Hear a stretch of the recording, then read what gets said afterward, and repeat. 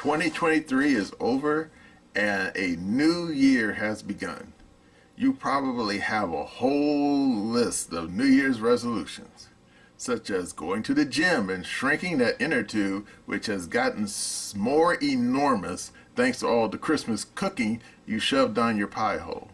And you probably swore to treat your family and friends a lot better. Well, you can add one more New Year's resolution to your list.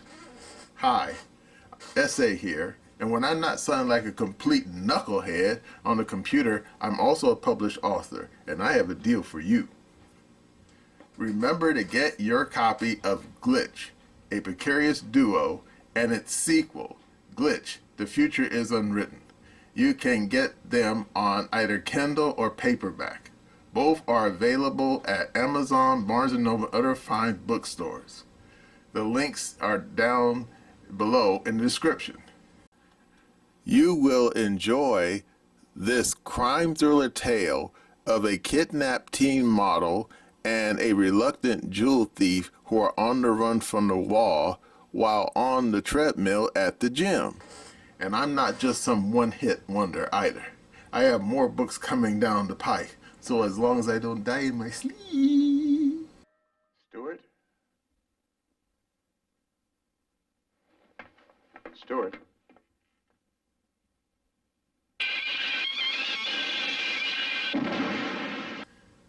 You'll see those other books too.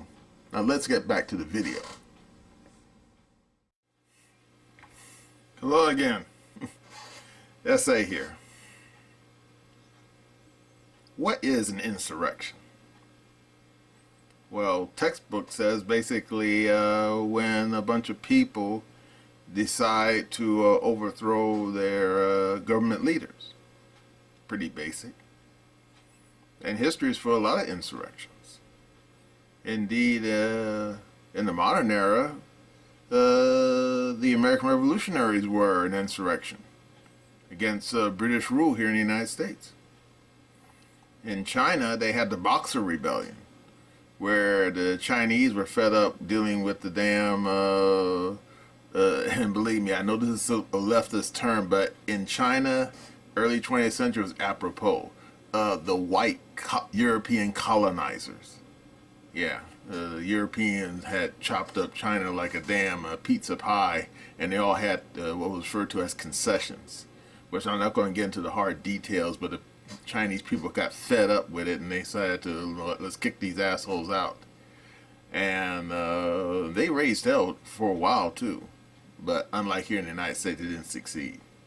In fact, there's an old Charlton Heston film about the subject. It was called 55 Days in Peking. You should look it up sometime. It may not be good history, but it's good television.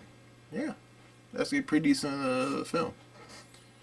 And then, of course, you have the Bolsheviks attacking the Winter Palace in St. Petersburg. Yeah, that was definitely an insurrection. Yeah, the local militias partnered up with the Bolsheviks, and they stormed the Winter Palace and overthrew the provisional government that initially took over after the Tsar had abdicated. And their insurrection was very successful. Yeah, we got about 70 years of Soviet history to prove that. But what about what happened on January 6, 2021? Yeah. Well, it depends who you ask. You ask anyone who is right of center, they'll say, nah, it was a riot. A bunch of people went up there full of anger and fervor, and they got a little bit too nutty. Yes, anyone left of center, they say, oh, it's a dreaded insurrection. These people are neo-Nazi white supremacists. They want to overthrow our government and turn it into some kind of fascist ethno-state or whatever. And then what about people in the middle? I think most people in the middle probably, for the most part, if they're not, got TDS, but yeah, they probably figure just a riot. Bunch of people went up there acting a fool and got arrested. And then there's Ray Epps. Who is Ray Epps? Well, according to CBS News, they could because 6 Minutes actually interviewed the guy. I saw the interview. They said that he was a Trump supporter, a veteran, a working man. I think he was actually officially retired, but whatever. And he came to Washington, D.C. For Trump's speech, which was on that day, to support his president. Hey, do what you want to do. It's a free country, last time I checked. But then there's a video of him the day before Trump was going to give his speech, telling a bunch of people who were, I guess, pretty, butthurt over how the election turned out. And he was telling them we shouldn't just protest in front of the Capitol, we should go into the Capitol building. And almost immediately, like a crescendo, you had a bunch of people, shouting at and pointing at Ray Epps saying, Fed, Fed, Fed. Now, why'd they do that? Was it because Ray Epps is a Fed? Or did they think he was some kind of agent provocateur that was trying to make them to do something stupid and crazy and would get them all in trouble?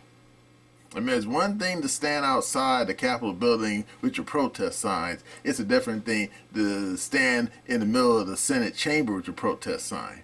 I think that's not allowed.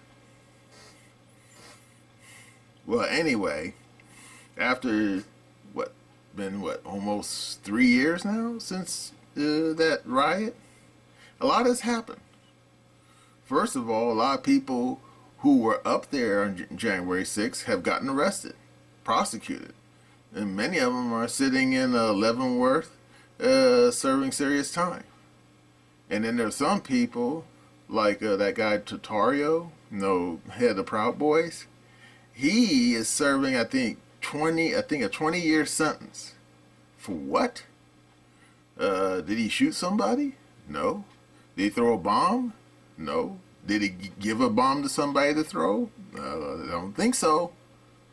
So, why is he serving 20 years? Oh, was he at the Capitol? Strangely enough, no. He was sitting in the D.C. County Jail. Why? Because when he came to the city a few days before the riot happened, the D.C. People found a couple of magazines in his back of his car. And no, I ain't talking about those kind of magazines. No, it wasn't no Playboy Penthouse. No. No, they were like magazines, I think, for AR-15. And you say, yeah, well, so what? Well, apparently they got very strict gun laws in D.C. And apparently just having those magazines. Now, I don't remember if they had any bullets in them, but just having a magazine, that can get you in real trouble. Just having the magazines, even if there's no bullets in them. Kind of wacky law, but, well, there you go. But then, after the riot happened, then they decided to charge him with sedition. And I'm thinking, why? And they claim that supposedly, and believe me, I'm not sure how this timeline works, but they claim that he sent a text message to someone who was actually on the ground at the Capitol building on January 6th, and he allegedly told them to keep going. Now, is that true? I don't know. That's what the prosecutor said. And for that, he's going to be stuck in stir until the 2040s. If he doesn't get shanked in the shower, of course. So, this video is really not about Tatario, okay? This video is actually about Ray Epps. Because Ray Epps, everyone saw him on camera. It wasn't just him telling people to go into the Capitol building the night before. We have footage of Ray Epps whispering into someone's ear at the base of the Capitol building, and then that clown wearing a MAGA hat acts a fool and starts tearing down one of the barricades and starts attacking the cops. Now, what did Ray Epps say to him? Well, unfortunately, we don't know because the audio's kind of dodgy, so we don't know what he said. But we know this much. Ray Epps is not an innocent bystander. Ray Epps clearly was an agent provocateur. The question is, was he just an individual who was acting a fool, or was he part of a bigger plot? Well, we may never know, but we do know this much. He was finally dragged before a judge, and guess what? His sentence was? For being at the Capitol and being a part of the riot. Did he get 20 years like Tartario? Or at least maybe, 40 months like the QAnon shaman guy? The guy who was wearing the big buffalo thing with the horns? No. You know what Ray Epps got? He got the Hunter Biden deal. That's what he got. And you say, wait, Hunter Biden? Yeah, don't you remember, if you were paying attention, Hunter Biden, remember he bought the gun and filled out the piece of paper and fraudulently? Well, that's a felony. I mean, if you can't fill out the background check honestly, then you should be getting the gun. And in the case of Hunter Biden, when he filled out that background check and then put a bunch of bullshit information, that's a felony. And the feds, no, don't take kindly to people doing that shit. But remember, if you were paying attention, they were going to give him a sweetheart deal. No time served, and pay a fine, and then walk out the door. Well, guess what? Ray Epps is no Hunter Biden, but he got the same deal. Yeah. He gets 1 year probation and a $500 fine. And guess what? No ankle monitor. And you say, well, no ankle monitor? What kind of probation is that? Yeah, that's what I'm wondering too. Which makes you think again, who is Ray Epps? Is he a Fed? Is he a snitch working for the feds? Is he an agent provocateur? Is he just some, one of Trump's red-headed minions who went too far? We just don't know. But the fact that this guy got a sweetheart deal, it's very, very suspicious. You can't ignore it. Especially now that the damn feds are saying that they're going to start prosecuting people who weren't even in the Capitol building. And you say, wait, what? Yeah. Yeah, one of these damn stupid federal prosecutors says, yeah, that anyone who was just standing outside, never went in the building, they're going to get prosecuted too. And I think prosecuted for what? And they said, oh, standing on the grass. Oh, get from you, stupid things. And then I thought about it and I said, oh, I know what that's all about. Because guess who was at the damn Capitol on January 6th but didn't go in the building? And wait for it, they actually had a piece of paper that said they got a clearance from the D.C. city to have a protest that day. Are you ready? Alex fucking Jones. Yeah, he was there. Never went in the building. And indeed, there's footage of Alex Jones on a bullhorn telling people not to go into the Capitol Hill building. And this was before everything went crazy.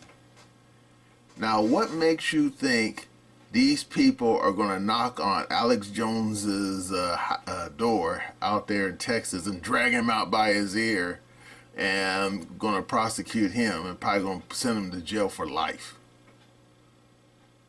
I think that's a fair bet. And then, of course, you don't have to ask why. I mean, Alex Jones has been a bee up, the powers that be, been a bee up their ass for, Jesus, at least 20 years.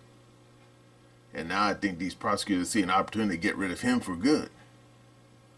Or at least stick him in jail until until he's in the number of the bag of bones.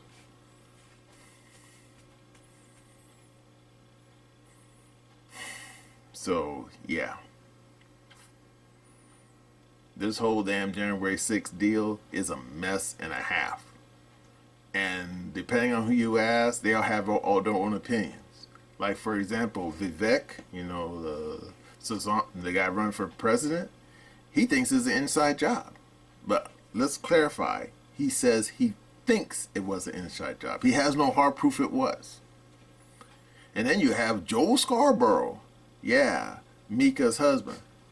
And I ain't going to tell you who Mika is. If you know who Joel Scarborough is, you know who he's shacked up with. And believe me, I think he could probably do better. But anyway, even he criticized the Capitol Police when he found out that in some cases the Capitol Police actually waved people into the building. And indeed, in the case of the QAnon shaman guy, there was footage released by Tucker Carlson showing him being escorted around inside the damn Capitol building. Was he out there, beating up people and, stabbing cops with his little, what was that, American flag spear he had? No. So you say, well, okay. So he wasn't being violent. Like I said, the more you look at this damn thing, the more it doesn't make no sense. I mean, it certainly wasn't it was happening on January 6th. It certainly wasn't the storming of the Winter Palace in St. Petersburg. I mean, could you imagine if it was? Holy dog shit, that would have been crazy. And it definitely wasn't what we did against old King George back in the 18th century when he declared our independence. No, wasn't nothing like that. Wasn't even like what happened down there in Texas in the 1830s when the damn all those damn people like Houston and Austin declared their independence from Mexico. Wasn't even like that. So what the hell happened on January 6th? And why is it that this clown, Ray Epps, gets such a sweetheart deal? Can't understand it. You can't make sense of it. I mean, either this guy is a snitch for a Fed, or he's got some really great lawyers. I mean, I'm not even playing anymore. I mean, he either got some of the best lawyers who ever walked the earth. I mean, Johnny Cochran got nothing on these people. Or he's a snitch for the feds. And then you say, but how do you know? That's just it. We don't know. But I will tell you this much. Anyone who's my age remembers this excellent CBS TV show called Wise Guy. And you say, what does that do with this mess? I'm getting that part. In the very first season, the protagonist, Vinny Terranova, he's a Fed. And he's assigned to take down this New Jersey gangster called Sonny Steelgrave. But he needs some street creed. So they decide to lock him up in federal prison on a trumped up charge. But it has to look really good. And they do. And therefore, Vinny Terranova, he sits in a federal prison for a brief period of time. And then he eventually gets paroled. And then he eventually makes his way to New Jersey and reaches out to Sonny Steelgrave. And sure enough, he and Sonny Steelgrave get to liking each other. I guess they both grew up in the same neighborhood. And now he's on the inside, and his job is to take down Steelgrave and his entire gang of merry men. So there you go. But of course, in the case of Ray Epps, as far as I know, he wasn't sitting in some federal prison getting his street creed to then reach out to a bunch of Trump supporters wearing their little red hats. But he did go out there on the day before January 6th with his Trump hat and his Trump flag and everything, and saying all the right things. Yeah. The more you think about it, you can't ignore the fact that there's just something really fishy about Ray Epps. Will we ever find out the truth about who he really is? Maybe. Maybe not. But as it says in the damn Bible, the sea shall give up its dead, and they too will be judged. And who knows? Maybe someday the truth about Ray Epps will truly be revealed to all of us. Perhaps it will. Yep. Ray Epps, that brother is an enigma, wrapped in a mystery, and stuffed inside a conundrum. He certainly is. Well, that's what I have to say about Ray Epps and his magical mystery tour in the wonderful world of J6. And that's my opinion.